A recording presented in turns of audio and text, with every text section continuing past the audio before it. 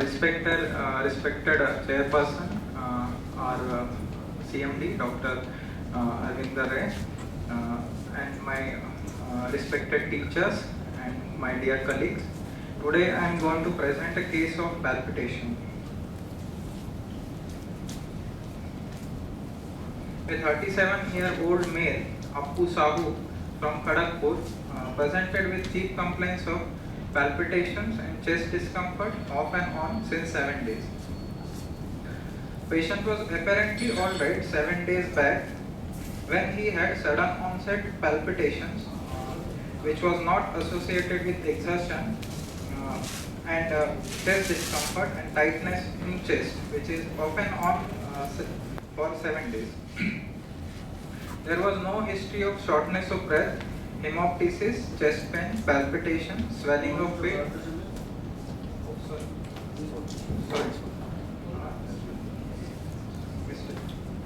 So there was no history of shortness of breath, hemoptysis, chest pain, swelling of feet, P&D, orthopnea, any dizziness or syncope, squatting or cyanotic spells, or there is no history of suggestive of rheumatic fever like fever, joint pains, rash, nodules, or any convulsion, visual disturbances, or intermittent claudication. There is no history of anorexia, nausea, vomiting, pain in abdomen, any weight loss or weight gain, or bladder bowel dysfunction. Coming to past history, there was a similar episode at the age of 8 years, and patient gone to the hospital for the same episode, but the details are not available. Patient is a not known case of hypertension or diabetes, and there is no history of tuberculosis in the past, or no history of contact with tuberculosis. The diet is mixed. Bowel bladder habits are normal. Patient is non-smoker and non-alcoholic. There is no history of diabetes, hypertension, tuberculosis in any family member, or no history of similar complaints in any family member. On examination, patient was conscious, alert, averagely built and nourished. There is no cyanosis, clubbing, pallor, icterus, lymphadenopathy, or edema. JVP is not raised. Pulse, when the patient came to the emergency, the pulse was 160 per minute, which is regular, low volume and low tension, and BP was found to be 100 by 68 millimeter of mercury. Temperature was afebrile. Respiratory rate is 18 per minute, which is abdominothoracic. Accessory muscles are not working. Neck veins are not engorged. There is no thyroid swelling, and the skin is normal. Now coming to cardiovascular system examination, at first we stabilize the patient, and then we examine in detail. So the details are I'm giving here. The inspection, there is precordial bulge and the apical impulse is visible. No superficial veins are engorged. There is no cyanosis, no sinuses and scars. But there are left parasternal pulsations are present. On palpation, mitral area, the apex bit is felt in left hip intercostal space in the mid-clavicular line, and there is no thrill. In tricuspid area, there is left parasternal hinge, which is of grade 3. Now coming to pulmonary area, there is no palpable P2 or any thrill, same in the aortic area. Now coming to auscultation. In the emergency room, the heart rate was 160 per minute, which is regular, but this is, the patient is stabilized, and then the detailed examination was done. The mitral area, S1 is normal, S2 is audible, there is no murmur or S1, S3 or S3. In tricuspid area also, there is no murmur audible. In pulmonary area, there is P2 is normal, no murmur is heard. In aortic area, S1 is audible, A2 is normal, and there is no murmur. Now coming to respiratory system examination, upper respiratory tract is normal. On inspection, shape, movement of the chest is normal. Respiratory rate is 18 per minute, abdominothoracic, accessory muscles are not working. There are no scars and sinuses. or any pigmentation. On palpation, the inspectory findings are confirmed. Trachea is central. Apex bit is, as mentioned earlier, left fifth intercostal space in mid-clavicular line. Other findings are normal. The auscultation, bilateral vesicular breath sounds are heard. There are no added sounds. On gastrointestinal system examination, all was found to be normal except there is epigastric pulsations are seen on inspection. No organomegaly and no signs of ascites. And on auscultation, the intestinal sounds are heard, peristaltic sounds are heard. CNS examination was within normal limit.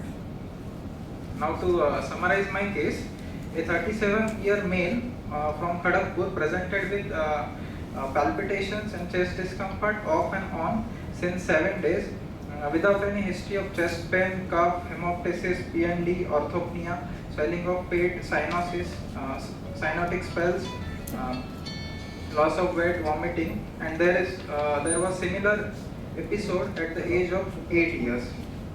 The examination revealed regular pulse of 160 per minute without pallor, icterus, cyanosis, clubbing, edema or lymphadenopathy. JVP is not raised. There is precordial bulge and left parasternal pulsations and heave was present. Apex beat was in the left fifth intercostal space in mid-clavicular line. No murmur or any added sound was heard. Thank you. Now this 37 years. 37-year-old male. 37-year-old male presented with palpitation, the same history before, and on physical finding there is left parasternal heave, grade 3, most likely due to pressure overload of the right ventricle. Other findings are non-contributory. So any opinion, Shivendu? I think I should go further for this discussion. It's not possible. There are so many DDs that even your board will be covered with DDs only. So it's better to go forward for the diagnosis. For investigation? Yes. Okay. Now, in the emergency room, we did the ECG, which was revealed narrow complex tachycardia, which is rate is about 170 per minute, and it was diagnosed as TSPT, AVNRT. Patient was given injection adenosine, and the rhythm is reverted back to the normal sinus rhythm after injection adenosine. This is the baseline ECG of the patient after stabilization, which is within normal limit, but there are few premature atrial complexes are there. Otherwise, it is within normal limits, normal sinus rhythm. Now coming to investigations, hemoglobin was 13.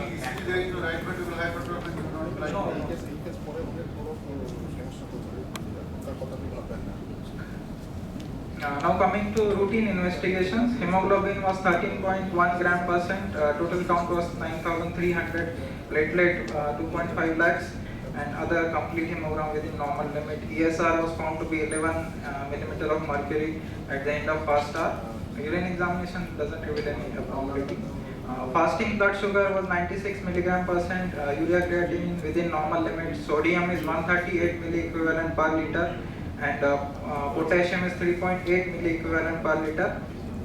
Other parameters are within normal limit. Calcium is 9.4 milligram %, LDH is 150, and LFT was within normal limit.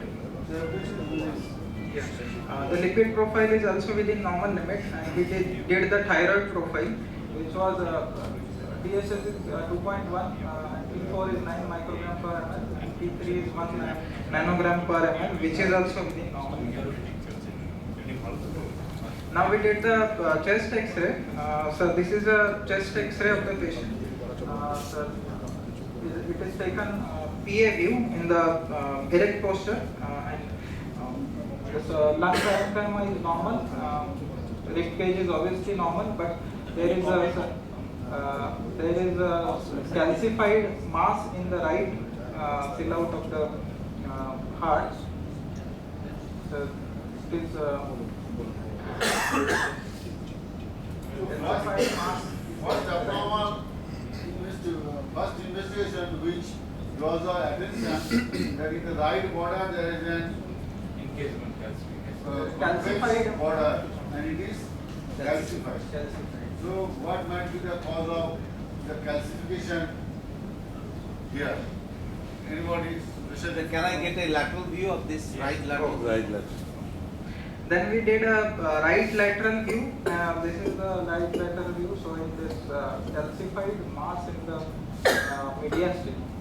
And this is the right lateral and this is the left lateral. Is it related to heart or extracardiac? Till now, sir, X-ray can't say what is that. No, more or less this is a very This is sir in present. marching. It's a Yes. very well-defined marching. So PSBT patient presented with now will end up with this X-ray with various view. Now thing is that what could be? First I think of a hydatitis with a calcified hydatitis. That's a very well-defined picture of like this. The only problem that mediastinal hydatitis is very rare to produce calcification Yes. because it's moving all the time. So what is Second- cystic mass? Something cystic. Whether it's Yes, another second. cystic mass. Second is even a partially calcified pericardium. Yes. The second possibility. Pericardial that is- calcification. Yes, Yes. that should be. But only problem snag is that it should not be totally rounded. Totally, yeah. Very well That- defined. yes, Complete that's- sir engagement Yeah. like here. So- Such a calcium. I think it is extracardiac. Yes. This is what ultimately it will come to. These two should come very close to one Heart another. investigation then we proceed for echo. Obviously, obviously, Same. uh, Nothing. the HSCT. Echo first. Sir, next we done the USG thorax, but it is not contributory. Then we did proceed for echocardiography. Sir, the cardiac chambers are normal, but there is a mass here. Cystic mass. इसी देखिए So many. हाँ इसी देखिए It's okay. PSBT sign PSBT by calcification normal sinus rhythm. by accuracy. Sir, this was the pulmonary artery pressure was found normal. There is no pulmonary arterial hypertension. All the chamber size is normal. Chamber size are normal.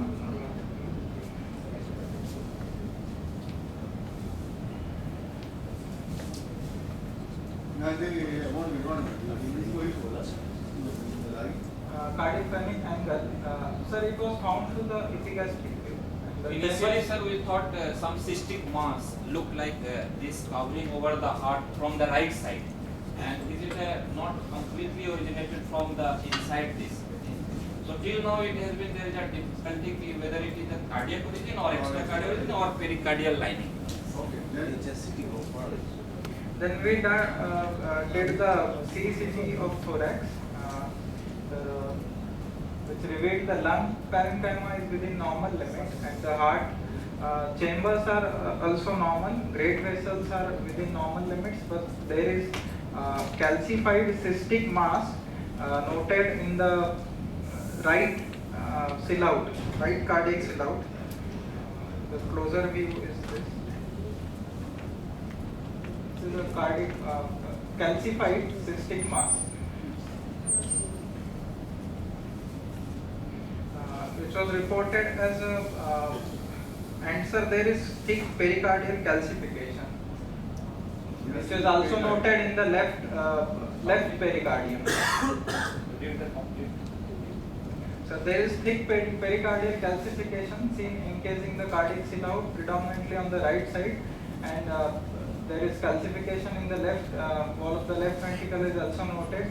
Other cardiac chambers and great vessels are within normal limit, and esophagus and trachea are also normal, which is diagnosed as extraskeletal chondroma. With a thick pericardial calcification with extraskeletal chondroma. To my final diagnosis is a case of paroxysmal supraventricular tachycardia with extraskeletal chondroma with pericardial calcification. calcium, phosphorus, paratheriol, no. All. And the patient is we refer the patient to the higher cardiothoracic surgery center for. Now I request Professor Molina for his final comment. No, I did not come in. Only one point I was trying to mention in history. If you look at the history, there was only One apparent abnormality in the clinical presentation. Everything normal, only right ventricular bulging and parasperm. So I was thinking something in relation to right ventricle. If there is right ventricular problem, predominantly, it is agreed that there is atrial arrhythmias, and the source is definitely that cardiac lesion. There are several diseases, several differential diagnoses, predominantly affecting the right ventricle and the right. I was thinking of many conditions as Dr. Shivendu was telling, but some of these conditions should be discussed in a clinical meeting like this. I think, number one, I think you presented one case of arrhythmia right ventricular dysfunction. I remember that one. Secondly, carcinoid syndrome, sometimes are predominantly right ventricular. Number two, endomyocardial fibrosis. These are the common things, and something related to heart, lungs, causing right ventricular problems. So I think that was the only abnormality which I could not explain. But ultimately, after investigation, I could find that there was definitely a very beautiful documentation of which I have never seen. So I think this is a lesson to me. Only one point I was thinking about the hydatid. I was thinking how a hydatid will come to the right ventricle. What will be the route of entry to the lungs? If you look at the systemic hydatid manifestations, I think Shivendu also is expert in that line. I do agree on point. You have got brain, you have got left side, but in the right side bypassing the liver. So I think it is very difficult to explain. Right ventricular hydatid. Otherwise, it's a very beautiful case. I think you have found out this documentation of the etiology and very beautiful worked up, and definitely it's a new lesson to me at least. Yes. Sir, thank you, sir. Dr. Thank you very Sir, much. one last question. What was the treatment? Yes, first thing, one few things more, sir. What is the at the age of 8, patient had one episode. So in that time they have not showing the after whole investigation we have tried to find out your old documents. In that symptom it was diagnosed as a case of DCM, dilated cardiomyopathy. Is it a viral pericarditis leading to DCM, leading to calcification in that time or not? But here there is no dilatation now. Yes. All the chambers are normal, everything is normal. Second thing is that this enchondroma, where is the source? Is it the ribs? It is the extraskeletal, so cartilaginous ribs or cardiac enchondroma, even reported. So we have searched so many articles that enchondroma leading to PSVT, because generally PSVT have no underlying heart disease. It is a well established fact that it is a isolated condition. Generally there is no underlying disease. Now our next line of this is that we have to do the biopsy of this mass, and followed by we have sent for cardiac center, waiting for that next meeting we will project for what is the outcome. We have already gone for our center for it. Thank Sir, you. can it be a case of hematoma, which is there? No, sir. Hematoma presentation is a different. It is a generally hematoma is related to inside the heart. So many cases have No, there are but pericardial mediastinal hematoma, plenty ah. of cases reported. Ah. So can this chondroma, what you are thinking, can be manipulated that it was and there? Dr. for- Daga has pointed out ki how can a CT is saying enchondroma. That is it is a biopsy diagnosis. So definitely we are waiting for that. That will definitely prove it. But it is a beautiful radiologically presentation with clinical meeting. That's why we have wanted to present this case. But Thank what is you. the cause of this pericardial calcification? That's why I am telling one is the enchondroma leading to the already LV calcification. There is LV is also calcified, and second is the history of DCM at the age of 8. There is a one significant history, but now there is no DCM. Only presentation was the PSVT, and PSVT is this and followed by Has got nothing to do with this. yes. PSVT has got nothing to do with Which this. related? Generally, I told you there is no internal relation between that. There is a one we have carnitrides, enchondroma, PSVT, DCM. These three are the one syndrome is that Carney complex, and three are there.